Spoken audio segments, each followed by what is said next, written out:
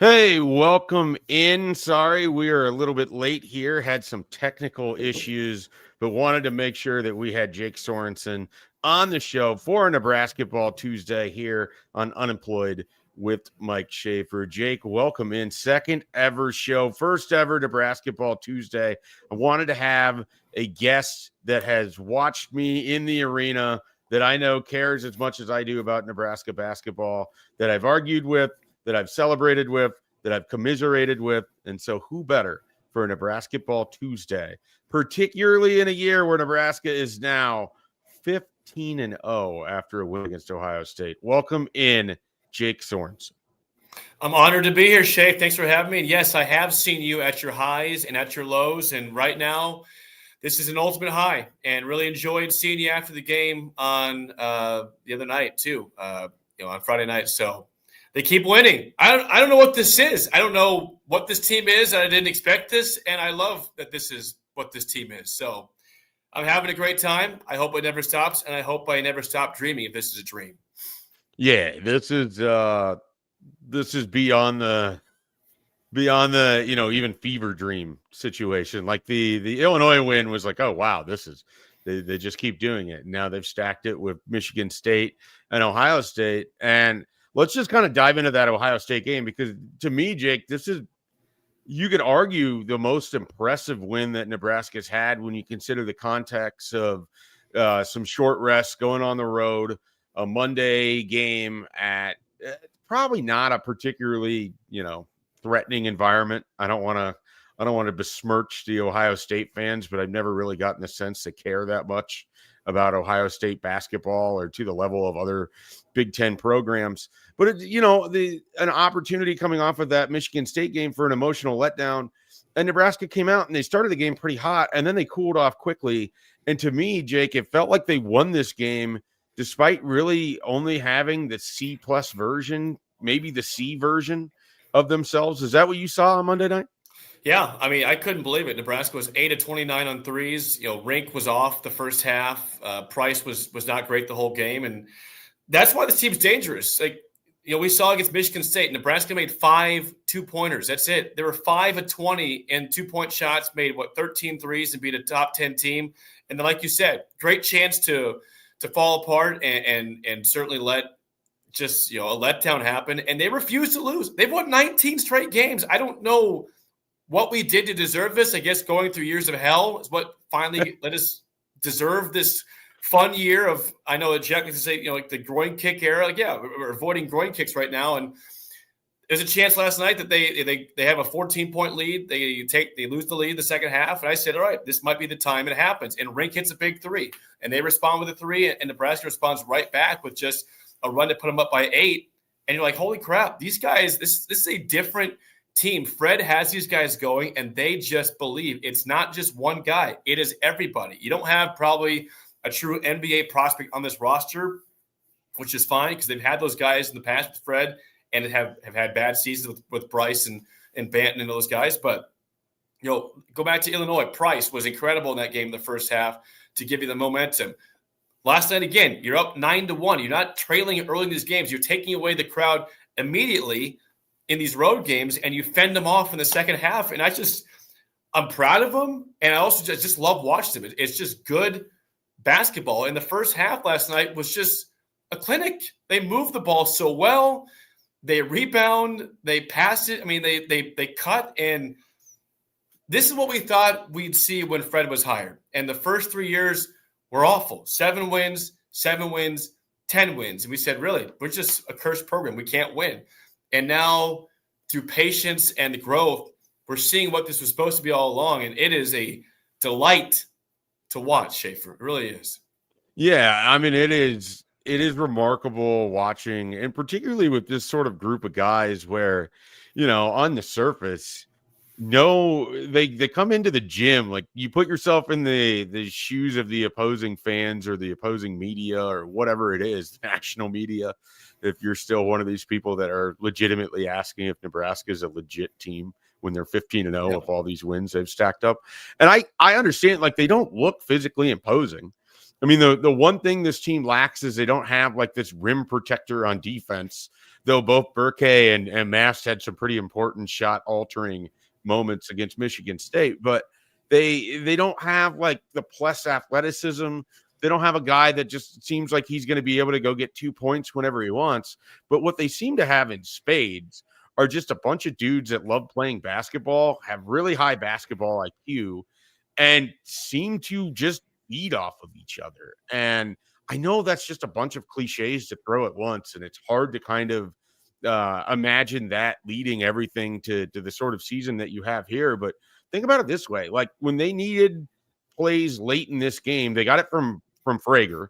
When they needed a shot against Illinois, you get it from Jamarcus Lawrence. When you needed a shot against Michigan State, you get it from Rink Mast. When they've needed Sam Hoiberg late in games, he's been able to do it. Peyton Sanford carried you against Illinois with an absolute heater, or excuse me, Price Sanford carried you with an absolute heater. And I mean, like they have Burke had a phenomenal game. You know, he had a triple double.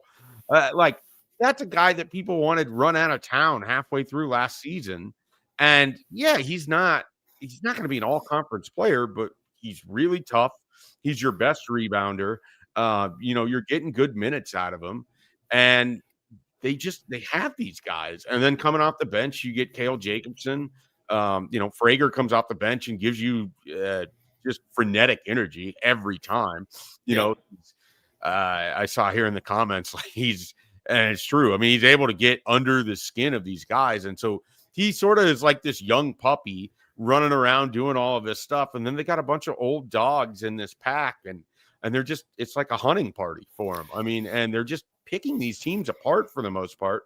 And you get a couple close wins with Illinois and Michigan State and with Ohio State here, but it doesn't feel like a fluke. I mean, that's the biggest takeaway that I have so far through 15 games. Like, there hasn't been a game this season where I've watched Nebraska play and I've walked away being like, well, they shouldn't have won that one. They got lucky there. And even in a game against Ohio State where they didn't play that well, it's not like Ohio State deserved to win that game. As much as FS1 really felt like it was a student broadcast on behalf of Ohio State with the sort of the commentary and whatever else is going on in that thing. I mean, it just, Nebraska was the team throughout that entire game. And they were against Illinois on the road, and they were against Michigan State at home. And there's a very, very big test coming up at the end of the month. But it wouldn't surprise me if they go into Assembly Hall and they play good basketball there too. At some point, we're just going to stop doubting them and just accept that this is a good basketball team. They can play on the road. They can win at home. They can do the little things. They have all these sort of, basketball IQ things that we've been screaming about for Nebraska to have, where they're just smart. They're usually pretty good with the basketball. They weren't so much last night. It is kind of the dream scenario. And I think there's one person in the center of all of it besides Fred Hoiberg, and it's Rink Mast. I think his ability to elevate everyone else on the court, both with his physical gifts of being able to shoot, but also his leadership skills, his passing, the fact that he plays great defense for a big that isn't, he's got basically like a credit card vertical here, but he's able to, he's playing great defense in these games. Like, I mean, Rink Mast is a really, really special player. Like, I don't want to be prisoner of the moment, but I can't think of, Turan Petaway did it in a different way. James Palmer did it in a different way. Bryce Williams did it in a different way. Alex March was super unique for what he was. There in the last 25, like you'd have to go back to Hamilton and Lou and Piakowski and Strickland and NBA guys before I'm willing to say, like, yeah, there's somebody unequivocally better than Rink Mast for this basketball program. It's incredible. I mean, it's been in Derek Walker, I thought was a good fit for Fred, but he doesn't shoot the 3-pointer. And now I go back to George Niang at Iowa State before he went to the Bulls for Fred, and that was a perfect fit. It was a big guy that could shoot the three. He was not a massive guy, but he ran the offense, and that's what Rink does. You're right, and you mentioned Sam. This team is not where it's at without Sam. You're right that Rink Mast is what makes this thing run, but I'm looking at the last couple games. Last night, Sam has 8 points and 9 rebounds, and he's a pest defensively.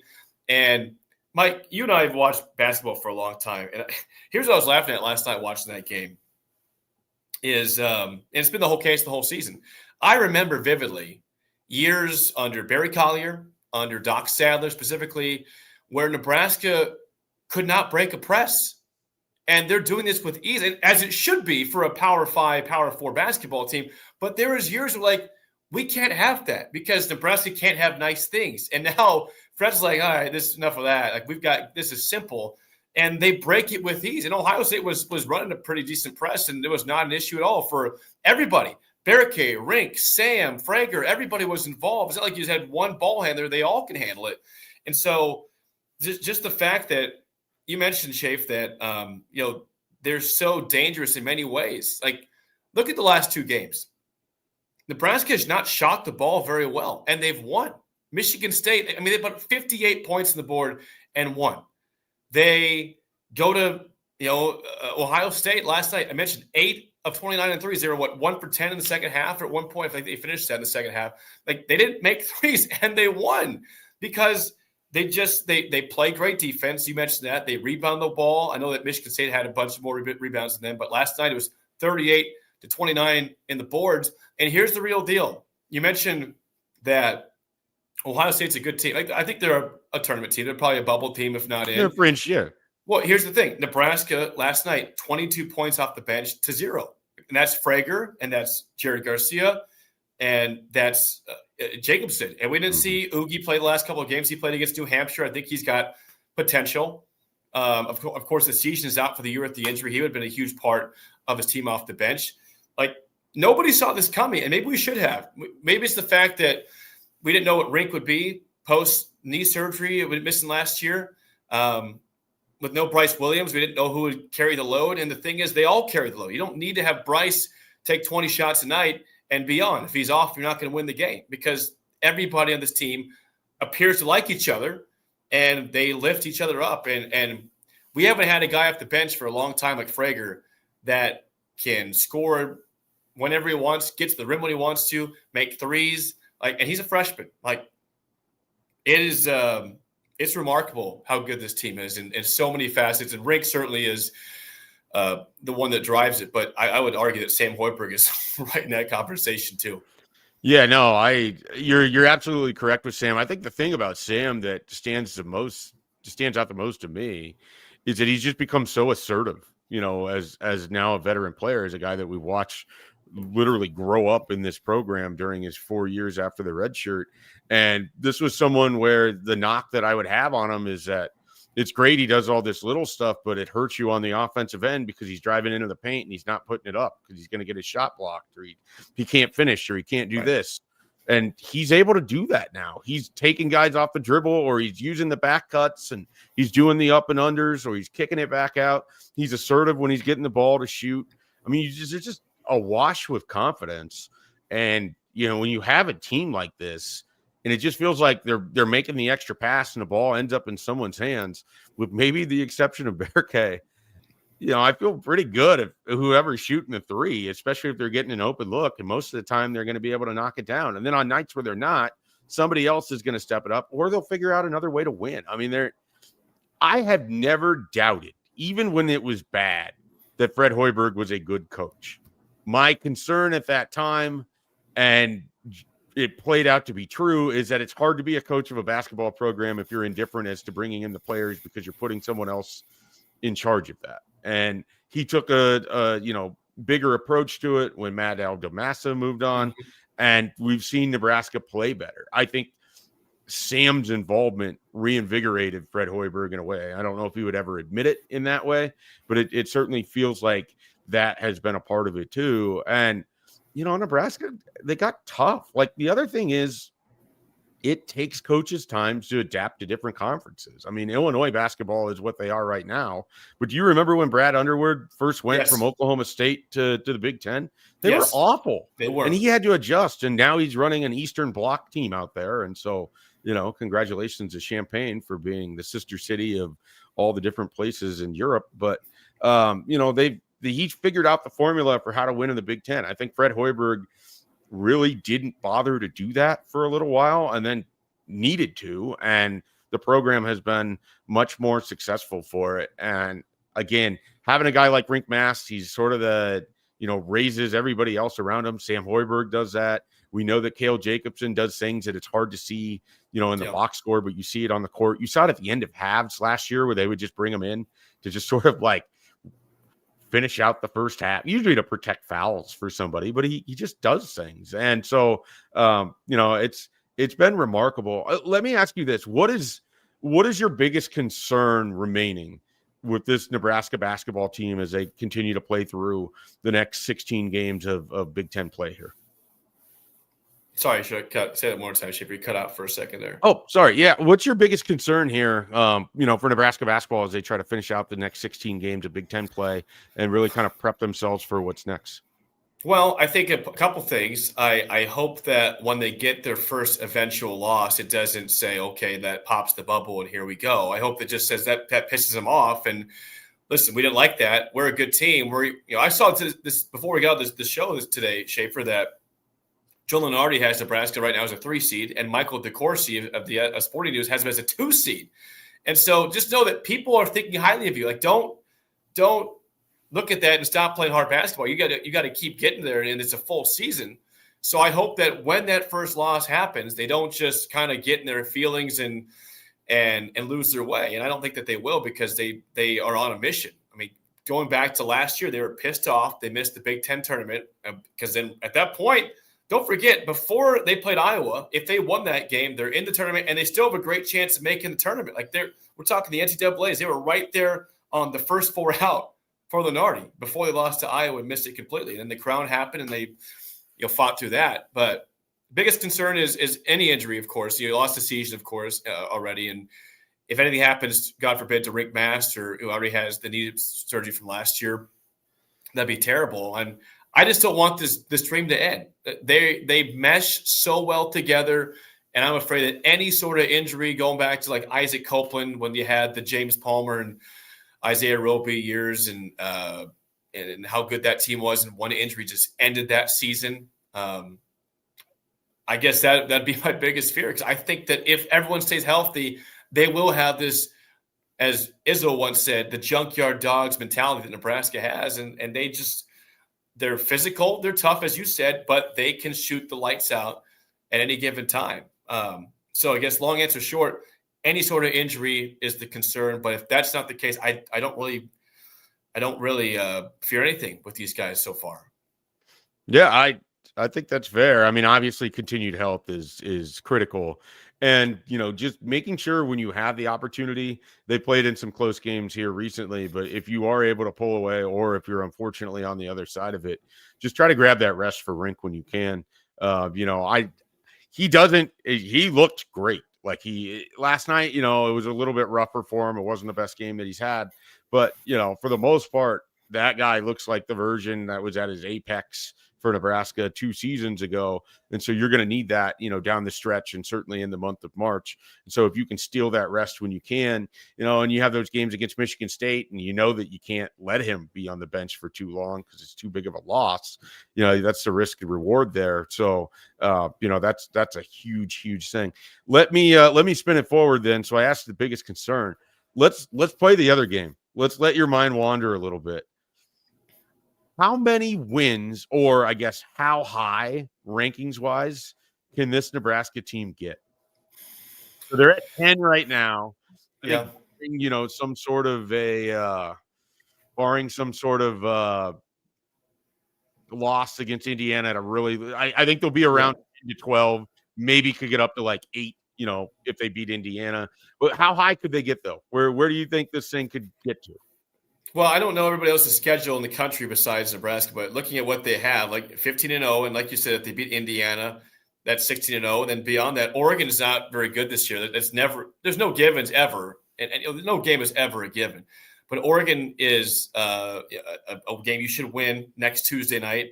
So that'd be potentially 17-0. Northwestern's not great this year. Long answer short, I mean, they could be a top 5 team. Like, seriously, this team could be top 5.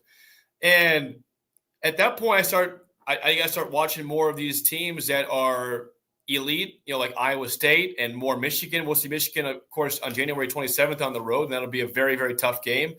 And, probably a likely loss. But if they compete and it comes down to the wire, you start thinking, oh, my gosh, this really could be a team that not only just obviously gets a high seed, but makes a run. So, yeah, I think I'm not going to say they could be the top team in the country. That would be incredible. Like Indiana football, I wouldn't know how to respond, Schaefer. You know me. I'm very emotional. I wear my emotion on my sleeve. If I saw number one Nebraska basketball, I think I would literally be speechless. I'd be kind of like, can't talk. Yeah. I don't understand. But top 5 is in the equation. And if they do that, once again, I'll basically be speechless, because these are things that, like we said on the show this year, and I think nobody will ever push back on this, I don't think, is that when it comes to the NCAA tournament, Nebraska fans, the best you could ever achieve is just being on the bubble. Like we always said, why can't you just be in the dance? And now they're doing that this year. Like, this was always possible. It seemed impossible. And the fact it's happening is why this whole state, despite the lack of success with the football program, is buzzing, because we have never seen this. Yes, they were a 3 seed back in the 90s at one point and got beat in the dance by Xavier. That was unfortunate, but it's been an eternity since that. And we've been ready to take this thing by storm. And I'm thinking about Kent Pavelka on the broadcast. I'm thinking about all these former players that have been through it and the coaches. And it's just got to be a whole amount of pride that we have in this. And I'm very proud. I said this more on the show. I just feel powerful right now. And not because of me, because I'm a fan of a team that actually is good. I don't have this. It's usually, can we sneak in the dance as an 11 seed or a playing game? Like, that's no way to live. That sucks. Yeah. And this is fun. No, I mean, having fun. I totally understand it. And I understand where you're coming from. And that's why I keep reminding myself when I'm watching these games, they're just as good or better than these teams. Like, that's, it was one thing when Nebraska would get their sort of yearly knock off a ranked team kind of thing, or you knew, like, No Sit Sunday was an amazing experience. It's my favorite Nebraska sporting event that I have ever been to. It's the best crowd I've ever been around. It was the best environment before a game, after a game, full stop. Nothing's come close. And I've been in the building at Pinnacle Bank Arena. I've been in the building for literally every great game. I mean, I've been blessed to have access and tickets and everything else to be there for all of it. And nothing has come close to No Sit Sunday. But, like, as good as that team was, you knew that they were relatively flawed. As good as the team was a couple years ago, you knew that there were some issues that they were going to have to work out, or that it felt like they were overly reliant, or that they didn't have someone that could come off the bench and make plays, or that they lacked, situational awareness at certain times, or whatever it was. This team, and maybe it's just a product of, they're undefeated, so it's kind of hard to pick at. This team just feels and looks good. They look like what you picture a good college basketball team to look like, both in the box score, but then on the court, like what they're able to do. It's not by design what people would go into the store and go purchase if they were building a team, but on the court, it looks like what you would expect a good basketball team to look like. And so it's trying to square that up with 30 years and, more than 30, but I assume I was 8 by the time I was consciously aware of Nebraska basketball. I think they won the NIT the year that I was 8, but 96. Yeah, that would track. And so, for 30 some years, you're watching this team and it's unfathomable that this is where they're at. And yet at the same time, it's like, it never should have taken this long. And yet now we're here. So let's enjoy it. And so, that all being said, would you like to apologize to Fred Hoiberg for some mean things that you've tweeted over the years? I would. I want to be clear on this, though. I'm not going to change what I said, because as I opened the show with, Nebraska's first 3 years under Fred, they won 7 games. They won 7 games the next year, and they won 10 in year 3. And I was, as you know, Schaefer, we go back to when we were doing radio, and I was the biggest supporter of Fred. I was like crying the day they hired him, saying they did it. No. They actually got the thank you. You were firing off Fred Hoiberg tweets, but not mean ones. No, I want to give Bill Moose a big hug for making this happen. Thank you, Bill Moose. And then 3 years, it didn't feel like that was a good decision. And then he keeps around and he goes 500 year 4. And obviously since then it's been better. So I don't apologize for my feelings the first 3 years. I will say I am happy on behalf, I guess, of Trev Alberts, briefly for Dennis LeBlanc and Troy Dannon for sticking with Fred Hoiberg, because it's finally been worth our while. It has been a excruciating wait, as you mentioned, going back to previous coaches for 30, 40, 50 years. And under Fred Hoiberg, it was an excruciating long wait to see them get it right. And I'm hoping that Fred's here for a long time now, and that he's seen this method. And you see big guys like Rink that want to come here and be a distributing center that also could shoot threes. And he looks like he's got some old school skills down low as well. So in a roundabout way, yeah, I am sad. I apologize for things now because it got better, but I felt really pissed off at the time for this not going well. The beauty and the horror of Twitter is it's an in the prisoner moment of thought. I've had some tweets that were just incredibly cringeworthy in any variety of subjects. It happens. I was really, really mad at Rink Masks for the Rutgers game a couple years ago when Nebraska blew that on the road because he had kind of a really bad stretch there.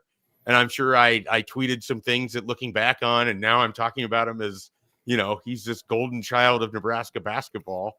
That's just what happens. But I do think that it, a lot of it just comes back to last year when things weren't going well. And I know there was this kind of an undercurrent. It wasn't that loud, but this sort of undercurrent of like, maybe it's just time to move on. Like this didn't work well enough. You got your one tournament appearance. And I just felt like that sort of cut against, because so much of it was predicated on total record. And I said this on your show, and Sipple and I yelled at each other about it. And I believe it today, obviously, even more than what I did at that time. I really don't care about what his record was with Matej Kavas. He clearly made a change as to what he was doing. And I was far more interested in what we were seeing. And the backsliding last year was brutal. And not winning at Ohio State when you have the opportunity, or not closing out Michigan, or that fucking guy from Minnesota having his career day and hitting that 3. And that might be the lowest moment in that building that I can think of. And discounting some of the losses, the big number losses, but just like the feeling walking out on March 1st that, you just knew if Nebraska won that game, they basically had to do very little to get into the tournament at that point, let alone the Big Ten tournament.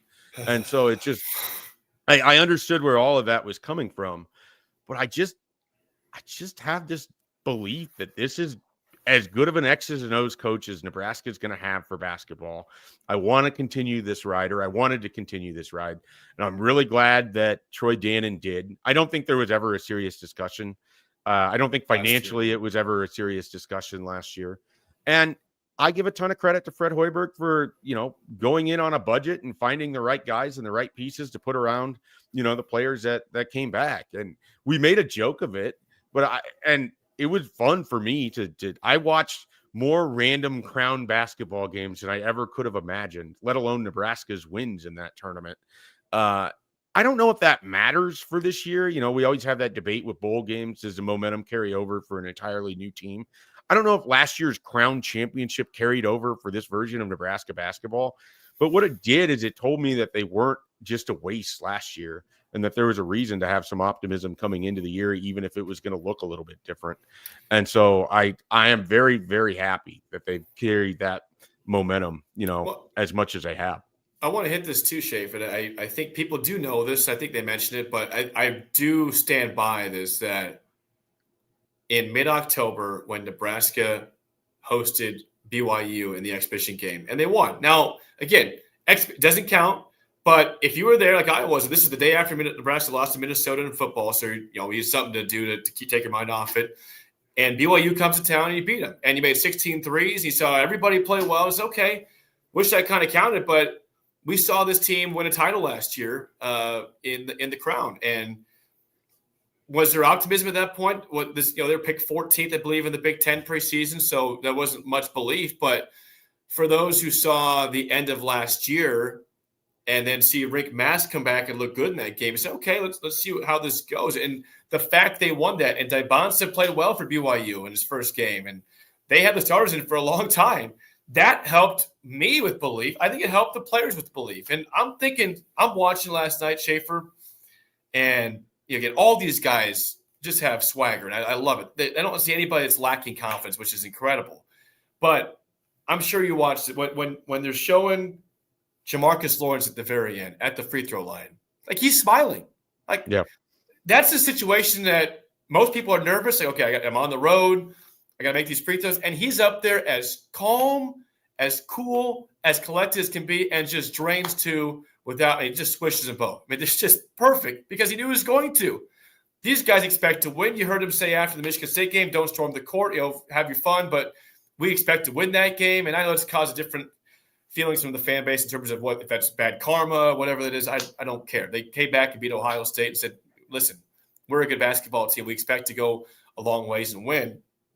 But like they showed on the broadcast last night, a graphic, I think Nebraska lost 6 one-possession games last year or 6 close games.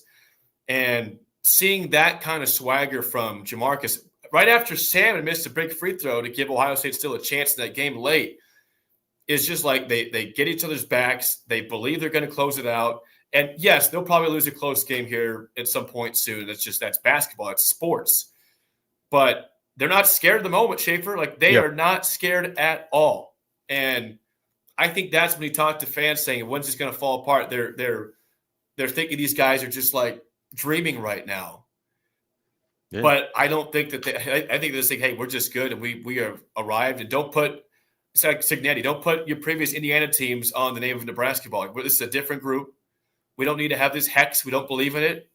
And I love that. So I'm having the time of my life right now. Yeah, and because of that, we can do things like this on Nebrasketball Tuesday, starting this week going forward. I am going to tell you about the host sites this year for the NCAA tournament because Nebraska is going. And where might they go? I don't know. There's 8 possible destinations, 9 if you think they're going to end up in Dayton. I don't know why they will, but maybe we'll include Dayton just for the shits and gigs of it. But we're going to start with a city that I know Jake Sorensen thinks of at least twice a year, sometimes more. They've maybe lived rent-free in his head every football season. We're going alphabetical, and we're going to Buffalo, one of the host sites for the NCAA tournament this year. I'm going to run down some things about Buffalo just so we can educate the people out there. Okay. They are going to be a Thursday, Saturday. So that's there's a chance it could be the very first tournament game of the year. Again, if you don't count the Dayton games, very first of the primary field. I took the liberty of looking up what a round trip flight from Omaha is. $367 right now for those dates. If you flew out on Wednesday, flew back on Sunday, that's on United Economy. So you're probably not getting to pick your seat. You might have to pay for some luggage, whatever it is. You'll figure it out. Goes up to like $470, depending on which airline, just on a quick search with a light layover. Not too bad. Hotels are going to be a problem. They're downtown at the Key Bank Center, and there are hotels downtown. They are already quite expensive as it is, and that's going to go up. And so, if Nebraska ends up in Buffalo, that could be one of the more pricier options potentially when you factor in the flight, the hotels, all of that stuff. I mentioned the Key Bank Center. That's where they play. That's where the Buffalo Sabres played. Sabres are a hockey team, Jake. You've been to Buffalo. Whoa, wow, look at that. I've been to a Sabres game. They were really bad. 10 years ago, I went. I saw a buddy that was living there at the time. Yeah, you got a friend that lives up in that area. Yeah, well, he was just like doing traveling PT, so I'd see him every 6 months, every year somewhere. And he was in Buffalo. And what November of that year, it was freezing cold. I left the morning of an 8-foot snowstorm, so I would have been stuck there for probably a week. But no, I have been to a Sabres game. They lost 6-0 to the Penguins that day. and they were truly atrocious. They were down, I think, 4-0 going to the second period. But Incredible. I've been to a Sabres game, baby. Here's a few other things to know about Buffalo. The average temps in March, if this is where Nebraska were to end up, 27 degrees to 41 degrees on average, usually during the day. I saw someone mention this in the comments. There's very real possibility there's snow up there. Buffalo also, did you know this, Jake? A slightly larger, but not by much, metro population than Omaha. It's like within probably 100,000 or less.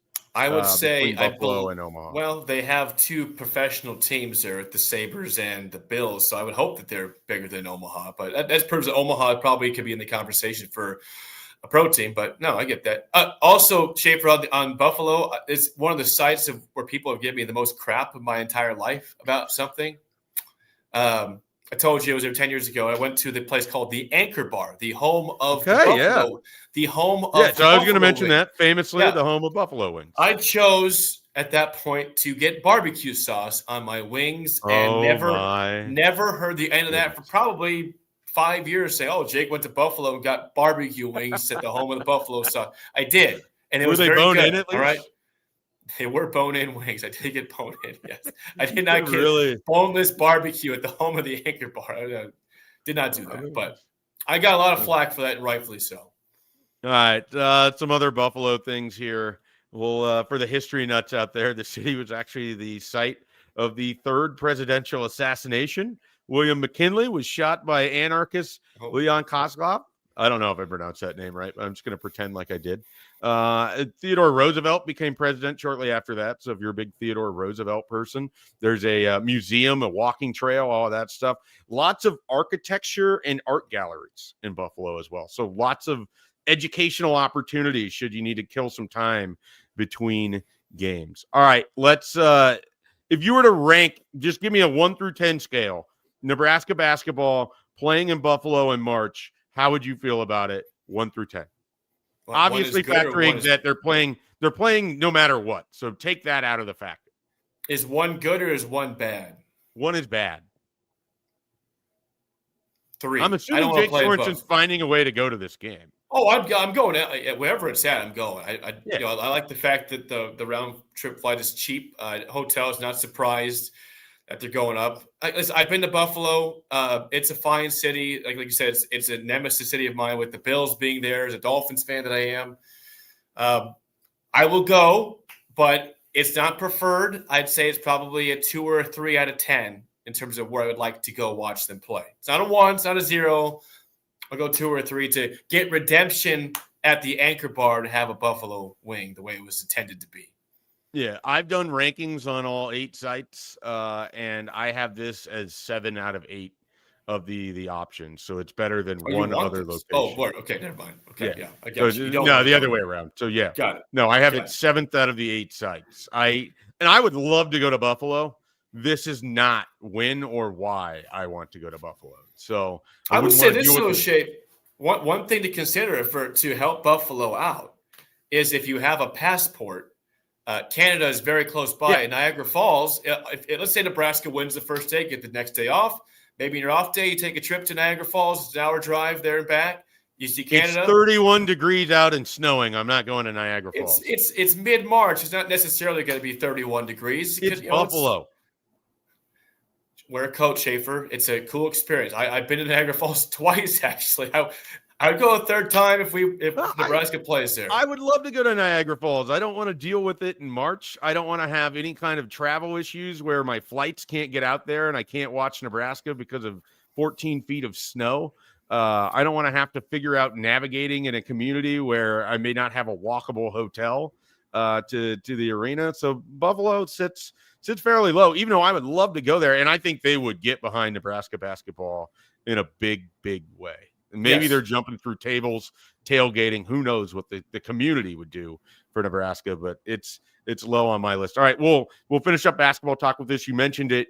Joe Lunardi comes out every Tuesday with his bracketology. He has Nebraska as a 3 seed against Wright State in Oklahoma City. I need your score prediction right now. This is, he says OKC for this game, so Yep. easy drive. He's okay. Yeah, going to be a loaded arena of Nebraska basketball fans paying top dollar for that ticket. And Bricktown will never be the same. Assuming we have the same healthy team, they're playing great. They're 3 seed, like Leonardo said. Oh, that's going to be like a 74-67 type game. You don't blow them out because it's going to be. Listen, it's got to be uncomfortable. Nebraska's not going to go blow a team out. It doesn't have to be. This season hasn't been uncomfortable. I hope you're right. Uncomfortable. I haven't either, but this is not the ultimate test of the win or go home. Like a loss now doesn't kill you. 81-58 Nebraska. 81-58. Yep. Wow, I would take that right, State. Imagine us in the post game, wherever it's at. Beers are on me. We're probably just bored. We're like, drunk, can we go play somebody now? Let's see this thing. This is what we've waited 30 some years for. No, it will not be like that at all. It will not be like that at all. If they blow them out, whoever it is, right, State or whoever, I just imagine just being like, I've always thought, Schaefer, that when it happens, it's going to come down to the wire. I'm going to be so nervous. But if they're up by 20 with 5 minutes to go, all right, we're breathing easy. I never thought it would be like that for the first win, but I hope that you're right. Yeah, that'd be great. That would just start the celebration early. That'll be what the people want. That will be what the people want. All right, we're going to finish up with some portal discussion today. Going to dive into some news that has happened over the last 24 hours with Nebraska football and just get some quick thoughts. Not going to go super in depth. Of course, we will have the building blocks discussion on Thursday of a Building Blocks Thursday with Tim Verghese, who will be joining us on Thursday. Of course, every building blocks discussion is brought to you by Bubbles and Blocks Child Development Center. They want you to know that they will help develop your child into a future 5-star. So, Jake, Nebraska had a quarterback. Now, Nebraska does not have a quarterback. Obviously, Kentucky came in and they paid more. How do you sort of view this from the Nebraska side of things or the Matt Rule side of things? Like, what is there? Do you feel like there's anything Nebraska could have done differently here besides just, I guess, pay more money?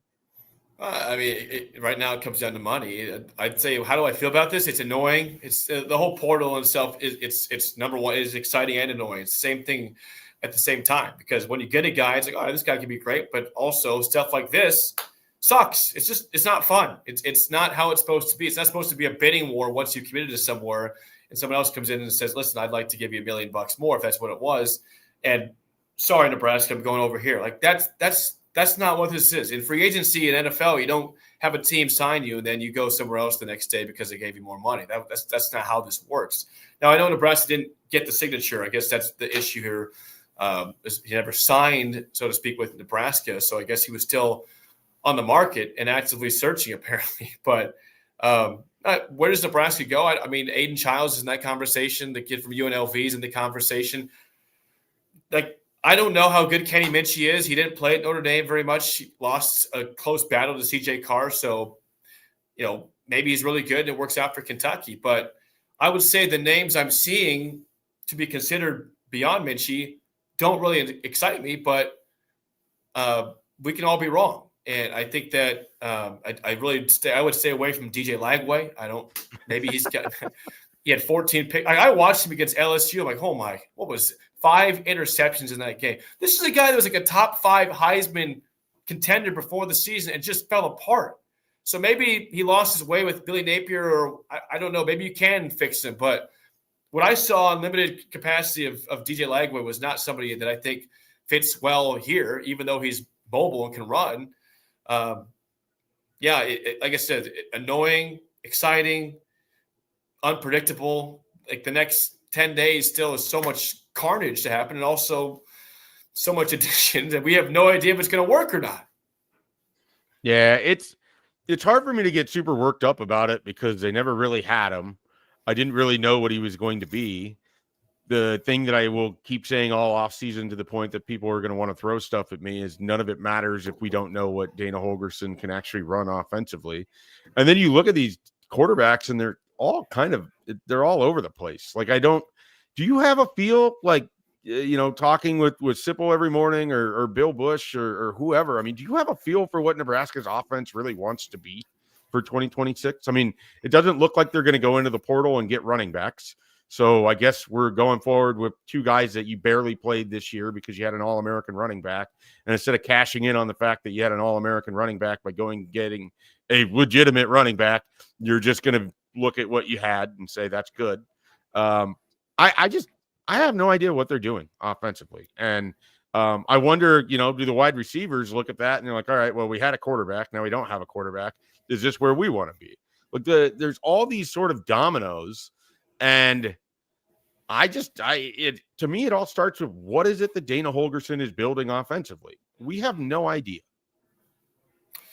Yeah, I have no idea, Schaefer. I'm baffled by it all. Like you said there, I mean, you had a 7-6 team this year that had a first or second first team All-American and Emmett Johnson, depending where you look at. Just a great player that exploded. And kudos to him. He had a great year. He came back and betted himself, and it went well. It'll be an NFL draft pick this year. That's awesome. And I thought the first quarter of the bowl game, Mekhi Nelson looked good in Mosey, and then Dana went away from calling run game, or they changed up their philosophy defensively and stopped him.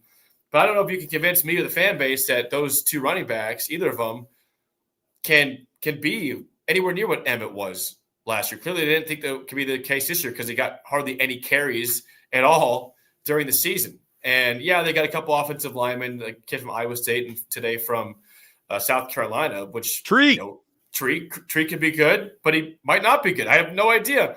And we don't know if it's Latif at quarterback or Aiden Childs or Calandria or Pribula or DJ Lagway. I don't know. Like, this is – I see Indiana, and I hate always comparing to Indiana, but Indiana's number one. And guess what?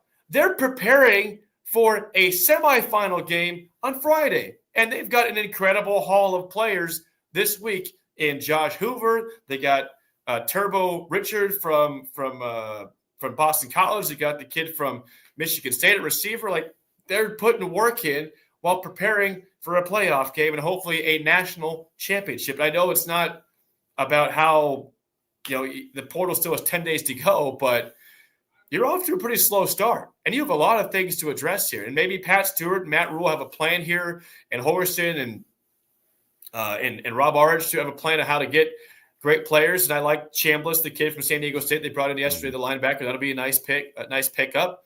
But we're talking about so many issues still. Defensive line has got a bunch of issues. Riley Van Poppel is back, but Keanu Davis is out, and there was already a poor unit as it was defensively. I think Javen Wright led the team in sacks with 3 this year. Like, you got to get some pass rush, and that's hard to find. And so, for a team that we all have questions next year playing the big 3 of Indiana, Ohio State, and Oregon, like, it's not off to a good start. And there's 10 days to figure it out.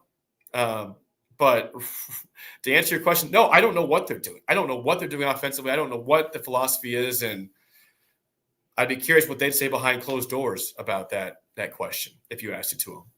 Yeah, there's still a lot of ways that things can go, and I don't want to go overboard with any of it because, as we saw, I mean, you go back and you give people truth serum, nobody was that fired up about what Nebraska basketball brought in, and they're 15-0. So you never know how the portal is going to play out for you. And yet at the same time, the thing that just sort of strikes me is, did they have like a plan?